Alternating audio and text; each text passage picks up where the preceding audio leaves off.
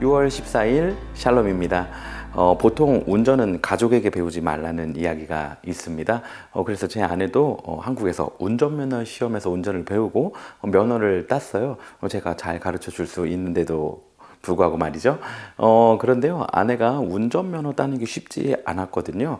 한 번은 운전면허 연수를 하는 동안 이렇게 신호 대기를 하고 있었습니다. 그런데 옆에 앉아있던 선생님이 자, 이제 출발하세요 라고 얘기했어요. 그래서 아내가 차를 출발했습니다.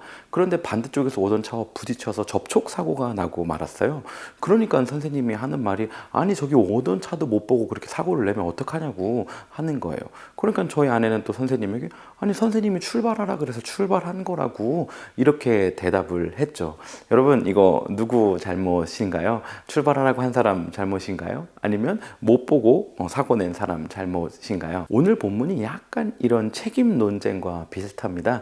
저희가 다루진 않았지만 지난 묵상 본문에 보면 하나님께서 자비 베푸실 자에게는 자비를 베푸시고 또 마음을 완악하고 완고하게 할 자에게는 그렇게 하신다고 말하고 있어요. 그러니까 오늘 로마서 9장 19절부터 바울이 말씀을 시작하면서 그러면 하나님께서 이렇게 만드셨는데 이런 결과를 사람에게 지우게 하는 게 하나님께서 그 죄를 따져 물으시는 건 좀 너무한 거 아닙니까? 라고 또 스스로 질문을 만들며 대답하고 있는 거예요. 이것에 대한 답을 바울은 토기장이의 예를 들어 설명합니다.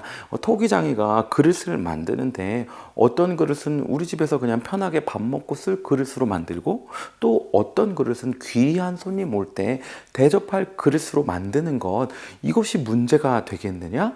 그릇이 토기장이를 보면서 왜 나를 이런 그릇으로 만들었어요? 하고 따질 수 있겠느냐? 하며 설명하죠. 물론 이것이 사람의 선택과 자유의지 그리고 하나님의 주권에 대한 깊은 이해가 또 필요한 부분이기는 합니다. 나중에 기회가 되면 이런 부분에 대해서 이야기 나눌 수 있으면 좋겠습니다. 그런데 오늘 본문을 이해할 때 오해해서는 안 되는 한 가지 측면이 있습니다.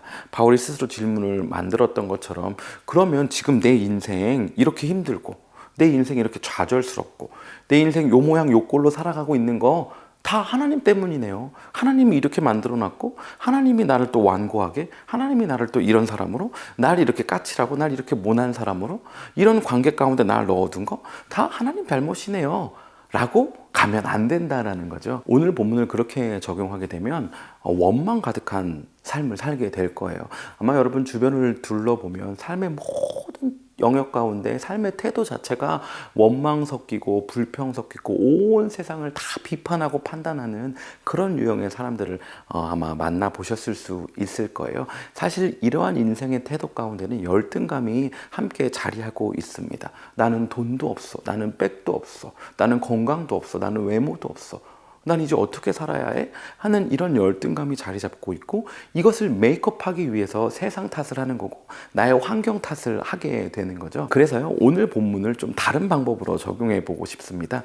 그것은요, 우리 삶의 자리에 하나님, 그러니까 토기장이의 분명한 목적이 있다라는 것입니다. 요즘 제가 하루하루 살아가는 동안 그리고 저희 가정이 지금 다시 미국으로 들어와서 살아가는 동안 하나님의 은혜를 계속해서 경험하고 있습니다. 하나님 어떻게 다시금 미국 가운데 저희 가정을 부르셨는지, 그리고 캐롤튼 이 끝자락에서 다시 삶을 시작하게 하셨는지, 그리고 한 사람 한 사람 새로운 사람들을 만나고 또 기존의 분들을 함께 만나고 교제하면서 하나님께서 지금 이 상황 가운데 예비하시고 준비해 주셨던 것들을 경험하며 감사하며 기뻐하며 살아가고 있습니다. 그러니까 저희 가정 가운데 하나님의 품고 계시는 지금 이때의 그 목적과 계획을 날마다 발견하며 살아가고 있어요. 지금 물론 저의 내일이 아직 어둑어둑합니다. 그럼에도 불구하고 하나님의 은혜 가운데 보내고 있어요.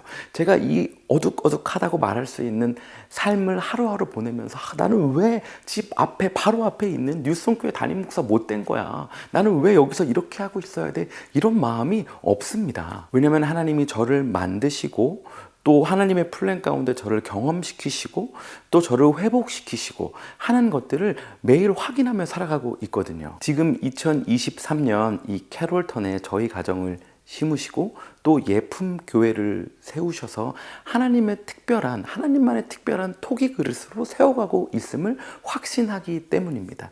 여러분, 저뿐만 아니라 여러분의 삶의 자리에 하나님이 부르신 분명한 목적이 있습니다.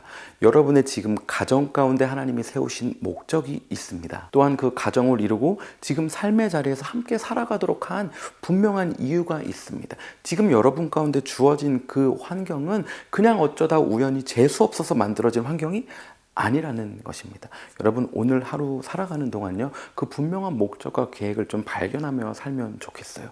여러분 삶의 자리, 여러분 삶의 환경 회피하지 말고요, 원망하지 말고요, 또 비하하지 말고요, 하나님의 뜻을 발견하고 감사하며 살아가는 오늘 하루 되면 좋겠습니다. 우리 그렇게 함께 화이팅 하면 좋겠어요.